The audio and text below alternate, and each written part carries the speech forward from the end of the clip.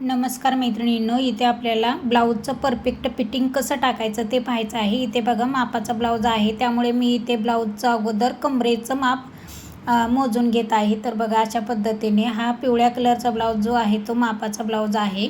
तर आता इथे बघा जे उरलेला कपडा आहे त्याचे मी 4 भाग केलेले आहेत आणि ते मोजून घेतलेलं आहे। 1 ते 1.25 इंच भरलेलं आहे। तुम्ही इथे ते परफेक्ट मोजून घेऊ शकता, मी इथे अंदाजे करत आहे। आणि हे बघा इथे बाहीचं फिटिंग टाकताना बघा ही हुकाची बाजू आहे। तर मापाचा जो ब्लाऊज आहे तो सुद्धा हुकाच्या बाजूनीच, म्हणजे हुकाची जी बाजू आहे त्या बाजूनीच आपल्याला मोजायचं आहे। तर बघा हे बघा ह्या बाजू या पद्धतीनं अगोदर बाहीचं फिटिंग बघायचं आहे। तर आता हे उजव्या बाहीचं फिटिंग आपण करतोय। तर मापाचं आणि जे आपल्याला ब्लाऊज फिटिंग करायचा आहे तो सुद्धा उजव्याच बाजूचा ब्लाऊज म्हणजे हात पाहिजे। तर इथे बघा दंडगेराचं फिटिंग केलं आणि इथे मुंड्याचं सुद्धा फिटिंग केलं। मुंडासुद्धा मोजून परफेक्ट टाकणं खूप गरजेचं आहे। जर मुंडा मोजला नाही तर इथे घोळ येण्याचे चान्सेस असतात। म्हणजे इथे बघा काखेमध्ये बगलेमध्ये तुम्हाला असे लूज पडतो ब्लाऊज आणि घोळ येतो, मग पाठीमागे अशा चुन्या वगैरे दिसतात। तर तुम्ही अशा पद्धतीने इथे परफेक्ट फिटिंग करायची आहे।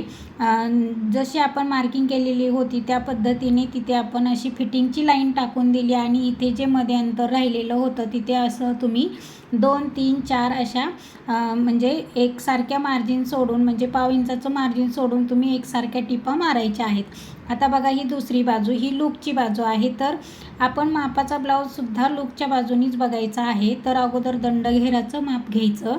बघा इथं दंडघेराचं माप घ्यायचं, तिथं दंडघेराचं माप टाकलं। त्यानंतर बघा मुंडा मी कसा मोजत आहे, दोन्ही मुंडे असे ताणून पकडायचे आहेत आणि जिथं फिटिंगची मार्किंग आहे मुंड्यावरती तिथे असं फिटिंगला सुद्धा मुंड्याची सुद्धा मार्किंग टाकायची आहे। आणि इथे खालच्या बाजूला 1 ते 1.25 इंच भरलेलं होतं आपला चौथा भाग कमरेचा। तर त्या पद्धतीने इथे आपण मार्किंग केलेलं आहे। आणि हे बघा हे कमरेच्या बाजूने आपण असं फिटिंग करत आहोत। हे फिटिंगचं माप आहे, जसं मार्किंग केलेली आहे फिटिंगची त्या पद्धतीने टीप मारून घ्यायची। आणि हे 2 इंचाचे जे मार्किंग आहे तिथे आपण 2, 3, 4 असं एकसारख्या टिपा मारायच्या आहेत। म्हणजे ब्लाऊज थोडासा टाईट झाला वगैरे तर ते आपल्याला सहज उसवता येईल। या टिपा मारताना त्या अजिबात एकमेकांमध्ये असं घुसल्या नाही पाहिजेत, अगदी सरळ टिपा आल्या पाहिजेत।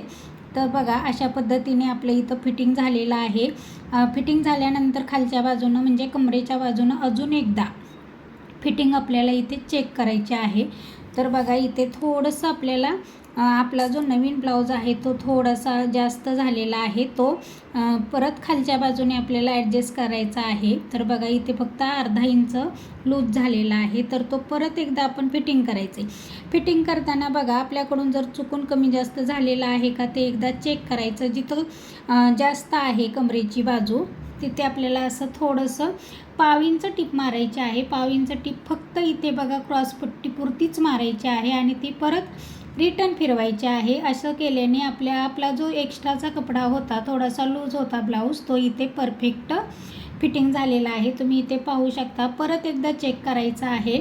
आणि बघा अशा पद्धतीने आपला ब्लाऊज हा परफेक्ट फिटिंग झालेला आहे। इथे तुम्ही फिनिशिंग पाहू शकता।